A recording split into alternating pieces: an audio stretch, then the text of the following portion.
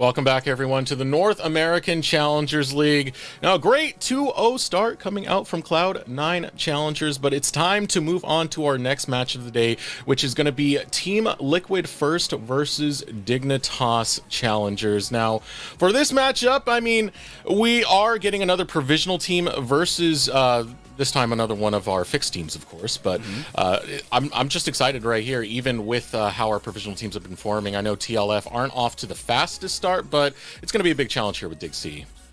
I mean, I don't know if I would say it's a big challenge. I think people are undervaluing Team Liquid First. Really? I mean, sure, they beat a subbed-in roster with Evil Geniuses Challengers, but honestly, I was expecting that second game was going to be a handed win from Evil Geniuses Challengers because game one had been such a confounding and deafening loss for TLF. It was not their best performance by any means, and that was their first game of the split. Yet they bounced back with a force in the next game. City Witty looked amazing in that jungle performance compared to the first game. A lot of people, have talked about his ping as well when playing Elise, something that kind of needs to not have such severe ping. But when it came to that second game, let me just check my notes to make sure I get the right champ that he was playing. It was honestly, it was Volibear, and he looked really good on the Volibear. And Surdy, both games were getting solo kills over Soul. Yeah, it takes me back a little bit with City Witty, especially hearing his name, because Beatdown, one of our new casters, I had a project with him. We made a rap for Taco Gaming. And wait, Beatdown? I only know the Rizzler. Yeah. Does that make me Mr. D's and you Alfreda? Yes, no, let's keep going. We gotta. I still want to be Cubby here. I know I'm Cubby either way, but let's keep going. All right. Yeah, as you see, the second match of the day on the board: Team Liquid First versus Dignitas. Soon after that, we'll have some more shenanigans with that CLG FlyQuest game. But let's take a look at the rosters we have ahead of us. First being Team Liquid Honda First. Quite the lineup right here coming out from this squad. I did allude to a little bit earlier about City Witty. Cubby, you want to say anything about that? Yeah, so again, I was a part of the TL tryout this offseason. City left a really strong impression on me, actually. And it was interesting to see where he was going to go. And I talked to him a little bit before the games today because City not only had jungle offers this offseason, but he was also doing tryouts for marksman and support and had offers for marksman at the academy level too. So City is someone that I feel like is very mechanically talented, and the fact that he ended up taking a jungle position on this team, I mean, I know that Spawn really did want to work with City at some point in some capacity. It's really hard to take City over Mir, even if City did play well in the tryouts, just given what Mir is as a player. I think is very special. But City has a really nice home here with Team Liquid Honda First. And I know that he's struggling with ping at the moment, and that might be a problem for him for a little bit. But he is a player that I think very highly of, and is a part of a roster that is a provisional roster. But I think that when they're at their best mechanically, they can compete with the majority of challengers rosters that we have in the league. I mean, this organization, they were the back-to-back Proving Grounds champions last split, and now getting more deeper into developmental with this roster. I'm excited to see more of it, but we got to look at who they are facing across the rift right now, and that is going to be Dignitas Challengers. And this is a roster that ran really far. Not the roster, excuse me. This is an organization that ran really far in Proving Grounds last time. Insanity mostly led ran off really far. Insanity, but there's also someone else in there who is a pretty big name, spent a lot of time in the Dig organization in 2022, both on the live stage and in the Academy squad, and that's XU, Alex. XU, I think it was great to see him on the LCS stage, even if it wasn't, a pop-off performance to be like, look at this guy, he's the best jungler just jumping from Academy into the LCS mid-split. But the fact that he actually still put up performances, that he still looked like he was developing, he was getting better each and every time, makes me excited for his future. And it's also amazing to see because now he's going up against, it's pretty much the master versus apprentice. You have XU, the guy who was on Cloud9 amateur back in the day, with City Witty at one point being the sub for the team, for the jungle. So you have a lot of overlap in that capacity, except not necessarily in how they play the game. I'd say XU, while he likes his Lee Sin, he also likes his Graves, and he likes Kindred. City always, to me, looks like more of a player who can play some scaling, but also really does like to gank early into the game. Yeah, they're kind of taking same route but different vehicles, I think is the thank you. That's the best way to put it. With this roster, I mean, I really like what I see, what DIGC have been able to build, especially with both Insanity, XU. There's a lot of talent here. Diamond, been experienced within the academy space, now the semi-pro space here in NACL. Do we have any expectations out of Insanity coming into this one, Cubby? So I think it's interesting just for Dignitas Challengers, the fact that this is a team where I know Bakery said in a Discord earlier this year, the GM for Dignitas, our goal is to win NACL. And I gotta say, like, I don't think like that should be your goal, like to win NACL, but this is a roster where if Dignitas did, no one would bat an eye. And I think Insanity is a huge part of that. And I do want to return though real quick, Alex, I know to the XU versus City point. Each of these junglers did come up through that amateur ecosystem, and this game actually we do see the Rengar that is actually City Witty on this play against a familiar team in Noorg. Yeah, I mean, like I said, City is one of these players that to me is just very aggressive. He reminds me a lot of Chad in many ways because he likes to look for early plays, he likes to snowball, he likes to get ahead.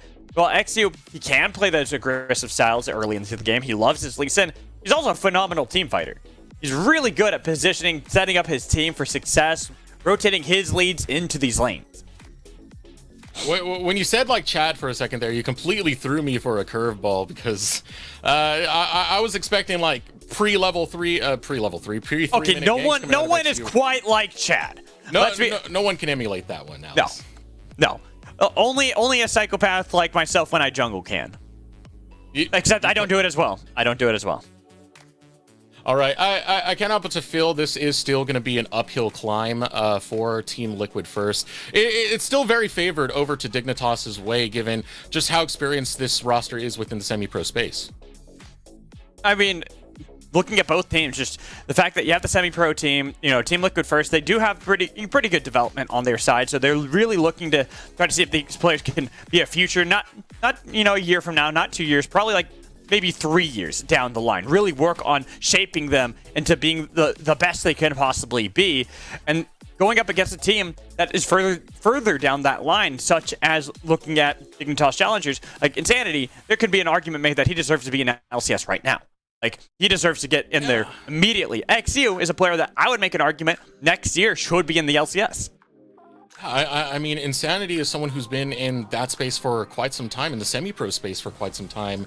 I almost felt like there was a chip on Insanity's shoulder after we saw the whole Dokla call-up. Insanity's like, it should be me next. Well, we'll see if it will be, because we got the match now just waiting to happen. The draft going to be underway in just a second. So I'm going to part right now and leave you guys to your business. Well, we will see you after said business is taken care of this first match in our second series of the day. Dignitas Challengers, Team Liquid Honda first. We get into the Champion Select, Cubby. What are you really looking at for both teams? Are you looking to try to play more standard, or do you think Team Liquid first will try to really shape how this game is going to work? I'm curious if Dignitas is going to get that first pick Rise. We've seen the majority of teams go for bot lane plus jungle in the first rotation for this meta. It has been a pretty stale meta in terms of draft. But if Rise is up, that is a champion that Insanity has shown that he will blind. He blinded it, B1'd it twice yesterday against TSM in that split that they had as each team made their debut and played all right. And I got to say that Dignitas in that second game, they played pretty well. That was the first game, I should say, the one that they won. It was a very back and forth game. Hollister was massive each game of the series. They were able to overcome him in the end off of some good polymorphs from Lulu. Everyone always forgets about Lulu polymorphs in the late game, man. It's OP.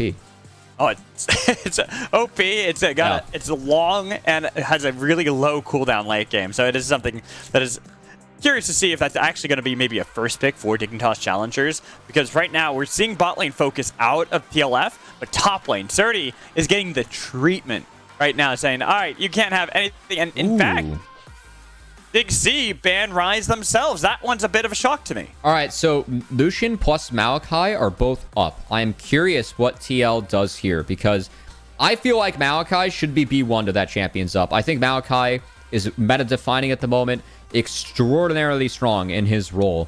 But Lucian with, Zeri taken off the board, if that goes through, Do we see a first pick Nami? Do we have a choice? With Malachi taken off the table, I expect to see Nami or Lucian here for Dignitas. I think I would more lean towards Lucian. I know everyone loves the Lucian Nami lane, but I do feel like there are a few more champs that you can play really well with that. Well, Nami feels more like the one trick, really needing that partner in order to feel really powerful. So when I look at how this draft will go, I think I'm still looking at that mid lane as, actually not. It's the Caitlyn that gets picked up and the Lucian skipped over. All right, so Tomo going for that lane priority. And this is curious to me because Mia is someone, Mia's 5-role challenger player. So she's very talented mechanically, settled on marksman for her competitive role. I think one of the reasons for that when talking with the Evil Geniuses staff was that they felt like one of her most unique skills was actually her ability to space, which of course on marksman is very valuable. So I was setting this up for maybe we see a Mia Lucian because she's played that in many roles and actually was one of the first people on the First Strike Lucian build last year. Looks to not be the case, is actually Jin's going to be selected, which not only matches up okay into Caitlyn, but can be flexed to support too. I like that City was hovering, Kindred, Graves, now Lee Sin. It's the champ pool for Exu, yeah. Exactly. Just saying, all right, Exu, I know what you play. I know what you want, but they opt to go for an early pick on Cassante. We usually see that in like R4 or B4, but here picked up very early on, showing... honestly, I wonder if that's even going to be for Surdy, because I think that this is a team. No, I know. Hear me out. No, I'm done. No, you're hearing me out because Rovex, as a player, always plays weird things. He always Dude, he's not playing Cassante support, man. He's playing maybe Ashe support, as that is going to be hovered. This would be... No, that would be Jhin support, bro. Could be either or. As we did see EG play the Jhin marksman with Ashe setup, but it looks like that's at least going to be the bot lane pairing here for TLF. So a lot of range, pick and poke already. And with the Fiora and Jax taken off the table, I think that's why we see the Cassante much earlier in the draft. But this is, hold on to your hats, guys, one of the more unique drafts that we have so far, because we don't have a jungler picked in the first rotation. So we have top laners. So we might see some jungle bans here. Could have the pool narrow. I will say, dude, you should have been on Path to LCS stream on Saturday. We had some crazy things. That one was much more spicy than what you're used to, what you saw on this channel, the Challengers League stream. And now here, we are seeing that adaptation, something a little bit different. But I swear to you, I'm looking at that Cassante, and I don't know, I have a sneaking suspicion that is not for Surdy. That he already has Ghost. You are trolling. We're just gonna leave it at that, man. No. We'll see who has the last laugh. It's rarely me, but we'll see. So I'm curious here with TL banning junglers. That tells me that they actually want a blind jungle here for City.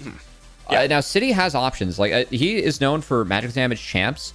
Karthus is something that you can always pull out. Is pretty good against the squishies. In Kate and Lux, you can also use Karthus to actually proc Jhin Ws with Jhin ult. So it could just be an aerial assault comp coming in for TLF if they actually take the Requiem here. Now, Karthus isn't that popular at the moment, so not expecting to see it. But given the full physical damage profile of Team Liquid First's comp so far, I'm curious where they put the magic damage, as the option could be in jungle. See, this is where I'd actually make an argument. This is one of the strengths a lot of these provisional teams have. You look at someone like Moose Hater, the Garen pick, Faisal with the Olaf top. You have these niche champions that not everyone's used to. Think back to Malice when he first joined in and pioneered a lot of the AP junglers back into the meta. Even the Udyr that he really piloted so well and everyone had to copy when he played it. So I'm looking at what City Witty wants to draft into this game. An aspect going on to Galio means they are waiting till the bitter end so they can get the best matchup possible for City. And Galio is one way that you can pressure Kate plus Lux, but Silas is up. That's a free matchup here, and Ashe Arrow is a great grab, so I wouldn't be surprised if Insanity goes for either Silas or Azir into the Galio. And then from there, it's Vi. So you have Lux plus Vi. The Vex, though. Vex! Yeah, come on, go with the Vex. Go with the Vex. Vex is an option, yeah. Vex is an option. Whoever Vi presses R on, they die. And Jhin Ashe, that's a pretty squishy bot lane. So giving away the Vi, a little bit risky here for Dignitas. But again, City playing at a little bit higher ping. Curious to see what he ends up grabbing. We actually have the Cassidy. Cassidy into a Galio. That seems like lane phase might be a little tricky. No, you get out of lane phase okay. You just get shoved in. So Kassadin's going to get his farm. He's going to be A-okay. But this does give TLF the advantage early. So I'm curious if City can continue to contribute to this. I expect him to go for an invading jungler. I think Kindred would be a good pick here. This is something City does play a lot too. Like I was highlighting that XU plays it a lot, but City's also very proficient on the champion. Can play some of those styles. This is one of those matchups that watching City, if you look back at a lot of highlight clips, he has a lot on Kindred. That's a TLF. Again, point of the LA server, they're going to have a little bit of ping, high ping, especially for City. But on this Kindred, this is a champion that, unironically, both XU and City have really made a name for themselves on throughout their climb to be here. And I know that, talking with City before this, he said, he's like, hey, I'm higher ping, but if I'm able to beat junglers, gap junglers like he was able to do in game 2 against EG, he's like, that says something, man. He's like, that might say something about what I am as a player. And I really want to see this game and in this series of City can step up and do the same, as this is a player that I feel like has been really solid in his time in amateur. Now with the expansion for NACL, a player where he gets his shot in semi-pro, and I'm really excited to see if he can make the most of it. I will say I am still a bit sad that Surdy's playing K'Sante, just because I loved Surdy's champion pool. I was hoping that it'd be the ultimate flex. We get Surdy on Camille, because we haven't had that for a while, and I'm really just waiting for him to bust that out. You were on a Dr. Pepper high when you were throwing that one out there. The K'Sante support, the K'Sante mid. I respect it though, so every once in a while. Look, I want spice to the meta. I don't want just standard meta things. I don't want it to always be the same, but we have Kindred Galio, decent spice. Galio, that's actually, I do like that spice. And I kind of want to go into like how these teams are going to function going into the game, especially as you highlighted the Kindred and Galio.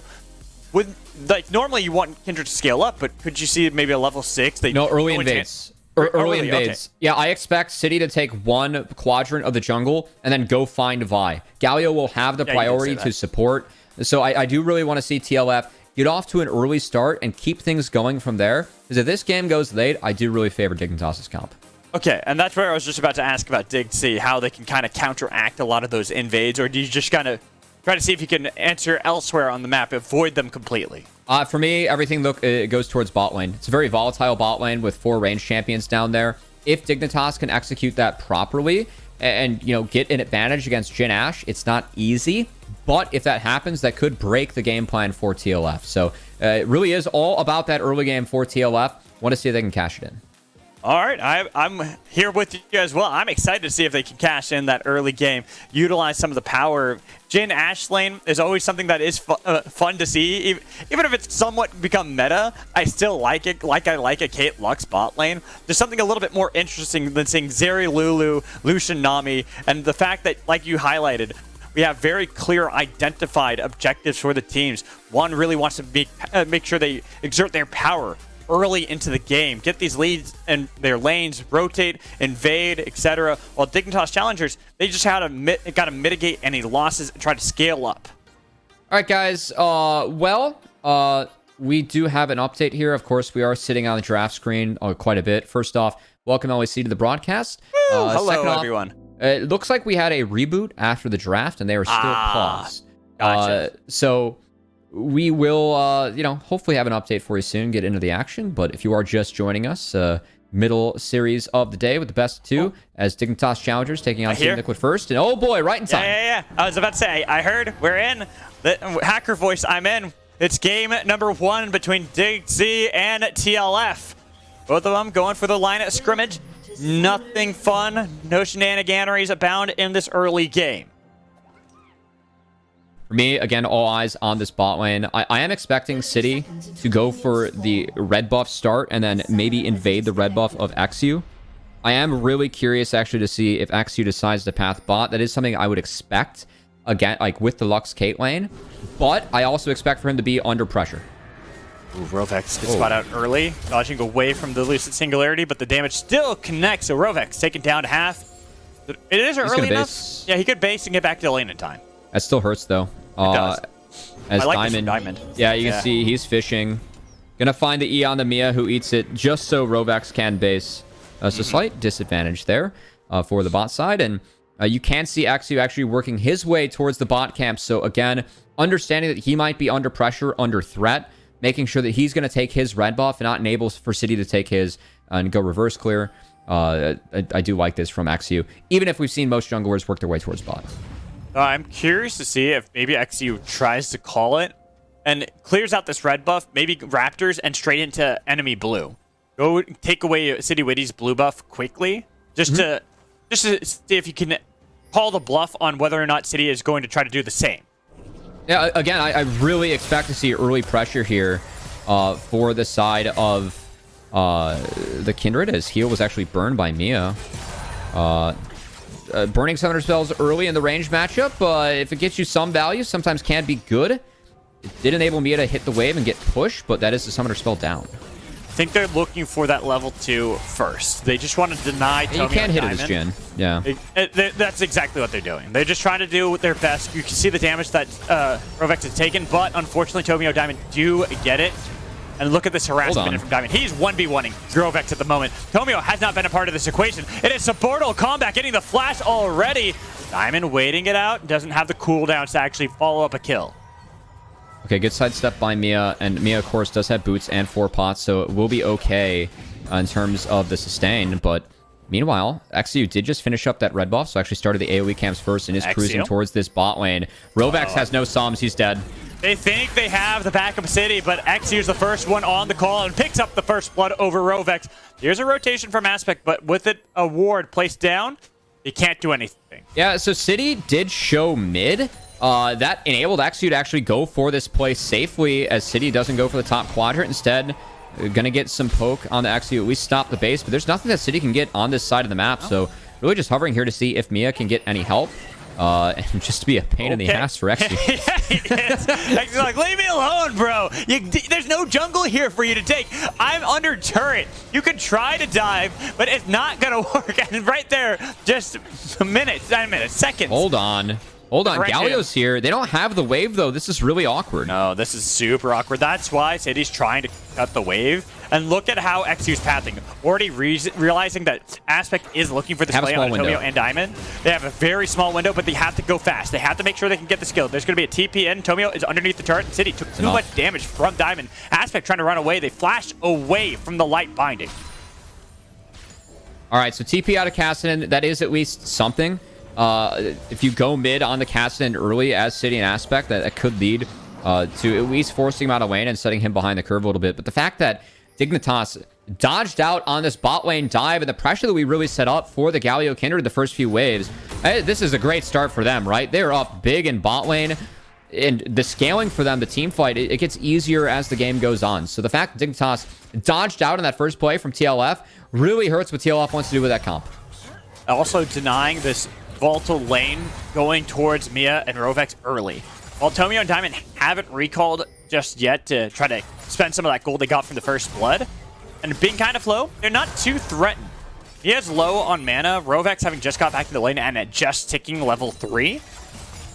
TLF are struggling at this early game power they need, and this is where we got to go back to what we were talking about, and where can we see next City, Witty, and Aspect look to make those early plays? And you can already see Aspect is down a little bit of XP to the Kassadin just because of how much he's been roaming. Keep in mind, Kassadin did TP bottom. So the fact that he just dinged 5, like that does kind of show already how far behind Aspect is in the matchup, as at least City will be spotted here. Has the support of Galio, but Diamond's here. This is spotted. Here. Looking for the hop over the wall. That's a little bit of damage coming in from the Winds of War to scare off Diamond. But Raptor City still wants them. He wants them chicken nuggies. Is trying to fight against XU, force him away, and XU realizing that now there is more support for TLF with a recall for Tomio, they don't want to contest this anymore. The City gets some. Oh my god, they're real deep in here. They are super deep. The flash in from City. No way! In the base. Well, what now? Under 6 minutes, and now XU shows up looking for the damage on Rovex. Mia is here. They've got the root. They've got the stun, but the damage from Insanity to rotate just in time to get the kill. While top lane, Surdy, 1v1 King. Can he take down Hoon? The flash away. He'll survive. Going back into the bot lane jungle. Seems like everyone will finally escape after losing just the one. Yeah, Mia did burn heal to get out, but they were able to at least get out as Summoner spell advantage now for Surdy in the top side. I think trading flash better when Gnar can go mini, very vulnerable So action everywhere on the Rift, but a big difference there. Insanity had 6, Aspect did not. So again, those early roams, the early hovers bot, hurting TLF here. Hurting them, but I had to argue this is still a good play for TLF. The fact that they were behind it in the XP, they get this kill from City. He had gotten a mark earlier, and then the fact that only one person dies, that being your support, who's already only level 3, so that's not that much experience nor gold you're gaining. Yeah, the kill still did go to the Kassadin, so that's not ideal. We don't talk about that. I was trying to. Okay. Because Insanity getting a kill, it doesn't matter what champions play. It's going to be hard to deal with. All right, Aspect just hit 6, and again, because we have a Galio in this game, my eyes really do go towards Rift Herald fight. Very important here for TLF, a team that they do have options to scale later. Like Ashe in the late game is so difficult and annoying to deal with, given the Hawk shots and the Enchanted Crystal Arrows that you can't fire. But really, when you have Galio, you want to take advantage of the pressure, the roam that you have early to try and make plays. So I really want to see if Herald is something that TLF will look at. What hurts at the moment is the fact the bot lane is behind. Look at the CS differential between Tomo and Diamond. Again, Kate Lux, they're able to step up, get plates. That means they can rotate the Rift Herald first, and Mia, That damage on the Mia, too. Just stepping a little too far forward. You can see why it's so difficult when you fall even slightly behind a Kate Lux lane. Will lead to Dragon, given the pressure that Dignitas has in the bot lane. That's a freebie and taken as Herald spawns, so you can rotate and have an option to get back to try and get both. Is Rovex? Oh no, Rovex just cannot step up at all. You have to play this Lux to get to level 6, and once you're there, your purpose is purely to shoot out Enchanted Crystal Arrows. You have no other... Herald. Yeah, I gotta put that on pause. Gonna look for the double taunt, only on an Insanity Aspect. Fairly tanky though. Trying to defend this from being taken. City is going to secure it, and there's going to be a little bit of a skirmish. Assurity was able to focus off Hoon. The rest of the members looking to chase down. They've got a lot of damage, and X2 went back in, but he only is level 5. Doesn't have that ult available, while Surdy still in the duel against Hoon on the other side. Was actually losing. Diamond's nearby, and Rovex here too. They're looking for the double knockup. Is it in time? No! City will fall as XU Insanity on the other side. Aspect running away, but Diamond flashing forward. One more kill, one more E. The rocket, no, the Comet couldn't get it. Oh, I think the damage reduction on the W channel actually saved Aspect there. So it's some nice Galio mechanics, but the skirmish, it's a loss here for TLF. Is hold on. Oh, okay, it's done once you had to hit 3 of the 4 shots for Mia for that duel to be Mia's win, because you would have gotten the kill on the execute afterwards. But still, that timer for the Kassadin. Not only is Kassadin level 8, 2 kills already to the Kassadin's name. Once you get the Rod, once you get the Seraphs, it's really difficult to deal with. Speaking of difficult, Hoon, Mini, got a while till Mega's up. City should be able to pick up that kill fairly easy, but they could give it to Surdy instead. I think you want City to take this. You want him to get the kill. He is running away the slow. City waiting for the hop over the wall. You found Hoon. Aspects nearby just to make sure that could not escape. He had to take the kill, because at that point, you're risking Meganar. Honestly, not bad, though, to get Aspect involved, too. Like, kill doesn't go to the best target, but at least Aspect does get something. I still think that TLF need to push the pace of the game. They need to try and make plays, because, again, later, Insanity is just going to have a heyday in the side lane. As we take a second look at this. Some nice moments here as the focus onto Aspect. It was a good flash from Exu as the wins the war. They do not connect. And, like, Aspect is kind of forced to leave the area where you can get healed. I think that maybe if Aspect channeled the ult while he's on top of the Lamb's Respite, like, you could get some health back. And then the W channel, I really do think saved Aspect's life as able to get through the Comet to score. Woo. 19 health left. Well played. Well played. Staying alive, staying alive. Now, we've had these early plays go well for Dignitas Challengers mid lane. XU is the one invading this time around, getting a lot of vision to control City's pathing, knowing that he's only got, I think, 2 marks? Or is it 3 marks? I mean, it really is because of the bot lane priority that XU's able to do this. Is he's kind of... Oh, XU stole it too! There's no smite for City.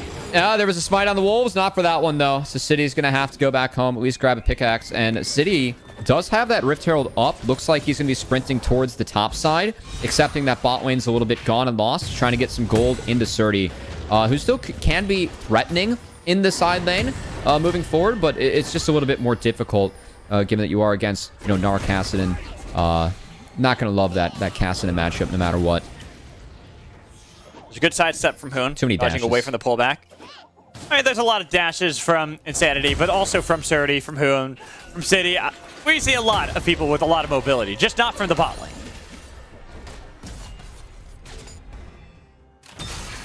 Oh, speaking of bot, Rovex.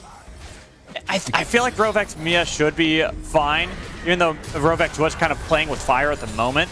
They had enough distance. They both had both summoners available to get out of there. Even the curtain call being on cooldown so they could get rid of the minions. Pretty nice stuff. And we look top lane. We look at how this play's going. As Sanity finds City and is more afraid of City than going for the extended fight. It's still a 2k gold lead for the comp that Dignitas has is massive at this moment. And I think the saving grace for TLF is that with Ashe Theater, like once you get Mandate, you can look to fire off a lot of arrows and get picks, stacking up that ability haste. So I think that is the hope for TLF moving forward. But this comp, a lot of it was about what happened in the first 6 waves of the game. Dignitas was able to neutralize those moments on the side of TLF. So I think that they're going to have a really tough time now playing this out, especially given just the lead that Tomo and Diamond have been able to create on their own after they forced Rovex out and got that first gank from Exia. And all the while, we still do see some plays attempted by TLF, but it's kind of, as you mentioned, we're past that point when you felt really powerful, where you could really make these plays. You have to instead look for picks like this onto Hoon. Nice. He's about to go Mega, but he's over the wall. Flash just coming from both as they wall will not connect, but the Gnar trying to get some distance. City can't chase this one down. They just need to wait for that dash to be available, or can they? There it is, 1, 2. They got it. No, Hoon's out of there at the moment. The slowdown from Wolf. He's got it. Here comes Surdy. Are you sure about that? Are you sure that he's got it? He's out of there. Oh no, City. It was a nice sidestep on the 150 ping to dodge out of the wall up, but not able to take down the mini Gnar as Hoon snakes his way on out of there. And Oh no. he saw the Gromp. Oh wait. Oh, did he? Ships in the night. Oh, Oh, he's gone. He's also out of there. Everyone just avoiding danger at all costs. Well, we City got a little bit of something, you know, not bad. That said, that kill going sideways really does hurt TLF, because Dignitas, while that was going on bot side, they were able to net first brick for themselves. It's a fat lead in the bot lane too for Tomo. Has that Gale Force completed and looks to be a Ludens for Diamonds. So the fact that Caitlyn Lux are ahead, you can just keep on taking turrets, taking plates, and really tough. No, he's out of the brush. No! He's got flash and barrier, but why bother? Well, that hurts. That's mid-turret. Now going to take some love taps, and Dignitas also trying to snowball their way into the top side. They're just going to commit to the Herald. As, again, Kate Lux... I hate to say it, Cubby. I hate to say it. I think the snowball's already now here. There's no trying to snowball. No. It has now been accomplished from Dignitas Challengers. When you take first brick as Kate Lux, the game gets pretty easy. C-turret, kill turret here, as the sieging potential from these two... We saw a C9 play around with that, with the Lux mid in the last game. We're seeing Dignitas do that with a more standard setup this time around, and because bot lane's ahead, they're making good use of it. Oh, and it's the third of 4 neutral objectives Dignitas Challengers have now picked up. They got both dragons so far. They got the second of the 2 Rift Heralds. And you talked about C-turret, take turret. Well, if you have a Rift Herald too, you could probably take multiple just in mid lane. And honestly, Dignitas kind of sending a message here to our provisional team as... You know what? We got to respect at least TLF's attempts early into the game. They tried to play around this, I'd say, kind of difficult to accomplish comp. Where you're utilizing both Aspect and City early to look for these invades. They're fairly new to a team together, trying to get that coordination that works out, but bot lane not going exactly as planned. Insanity getting that early kill, and then we go back to mid lane where they can just jump on anyone's City, even though you had Lamb's Respite. Can't fight back, because now that chance that they once had is gone. It is out the window. This is why I was a little bit worried about giving over the Vi, because Vi Lux is just such a sound combo. again, it's point and click lockdown. You can follow up with the light binding easily. And XU Dignitas making good use of that. What I was going to say, though, is that, we teased it in the pregame, the fact that the expectation for this Dignitas roster, I mean, this was built to win NACL. And this is a roster where if they did, no one would really bat an eye. And I know from talking with Diamond before this, he was very excited to play with Insanity. He's like, we are both kind of leaders of our own team last year, thinking of Insanity with this roster and Dignitas, Diamond with that FlyQuest roster. But Diamond, he's like, having someone to always bounce ideas off of, he's like, that's what me and Palafox did back in the C9 days. And Sanity's really good for that. So I think that Dignitas, again, this is a roster that has quite a bit of experience for NACL, with really only XU being in his second split, or second year, Hoon as well, but has experience elsewhere across the world. So this is a team where, I mean, they came here to really take names and have a huge split, and taking down a team like TLF in this manner, something that we want to see out of Dignitas early in the season. We want to see them constantly dictate that they're the challenger team, they are the fixed team for a reason. There's a reason why they are at this level, and TLF, sadly, are at the provisional level. The distance that they try to make known to the world. Even though they did have a really close series yesterday against TSM Challenger, that's a team that's arguably also towards the top of the tables, and the fact that they're able to look so close against them is great showings for the future of a lot of these Dignitas players.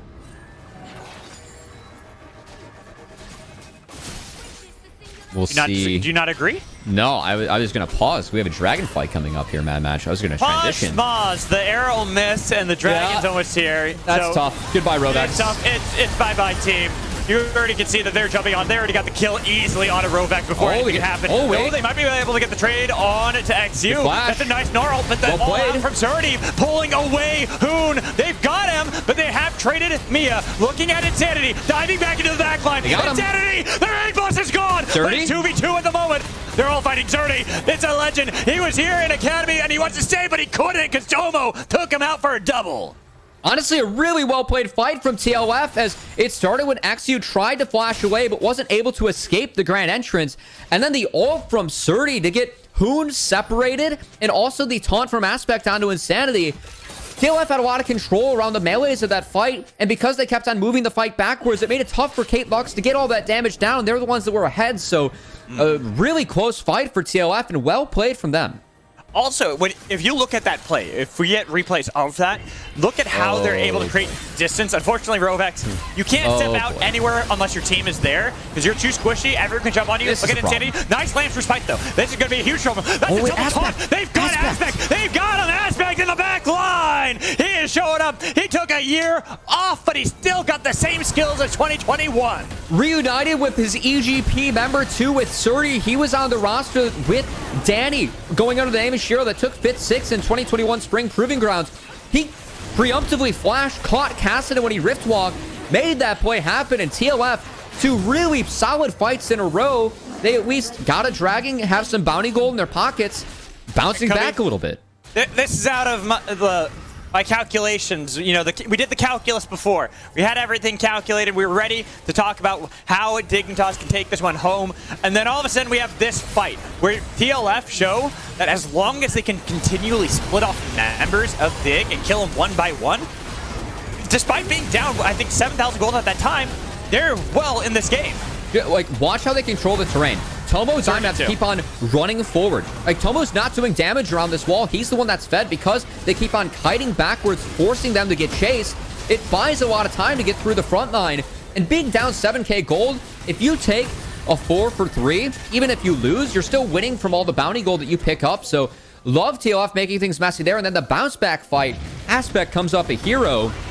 As we return to live, Surdy. 1v1, all out, used by Surdy. Hoon getting low, but so is Surdy, trying to heal up with the Omni-Bam as Aspect gets caught out on the top side of the map. The bot lane in his city showing up to save his top laner. So all in all, it's a 1-for-1 exchange. 5 marks for City now, so he has that important Kindred evolve, but the kills across the map, and honestly going on 2 decent members as the arrow goes wide. Nice try by Rovex. You can see him using that arrow around terrain, so trying to pin him on the terrain in that corner. Just missed out on the timer, but the right attempt here from the Ashen. With that mandate finished, you do have a much lower cooldown now on ECA, so expect, you can see that Arrow is already halfway off the cooldown.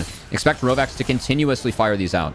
I think it gets down to about a 45, 46 second cooldown at this point in the game. No, you need level 11. Yeah. Level 11, that's when it gets even more so, but that damage! You cannot just eat a Lux ult, guys! Come on!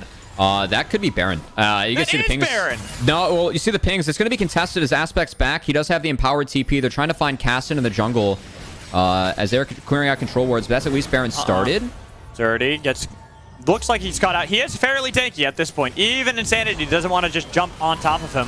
Waiting for Aspect, waiting for him to get into this fight because they're taking the gates to get back into their own jungle. 50% on Baron. Dignitas Challengers, do they peel or do they commit? Here's the curtain call. It's aggressive. One, but it gets sniped on Hoon. Looking for another. It's forcing off Dignitas Challengers. They cannot complete the objective. Well played by TLF. Again, utilizing that range, and this time the ECA connects from Rovex. So at least something again going over to them. But as this game goes on, Cassidon is just going to be so scary in the side lane. They don't have anyone that can match him because he can just run away. So I still really think that in the downtimes, Cassidon, there's nothing that can stop him from getting farm. The Cape Blocks are able to push further ahead on the map. So Insanity's able to keep on getting items and scaling up. And I think TLF have to keep on making this game really damn sloppy to have a chance. ECA is a good way to do that, but all eyes really are on Rovex if he can continue to connect with these big ultimates as maybe Diamond. Arrow missing. He is fishing for Tomo. Yeah. You got to give him credit. He knows who the target is. Again, like if you get Cleanse or Flash, it is well worth it.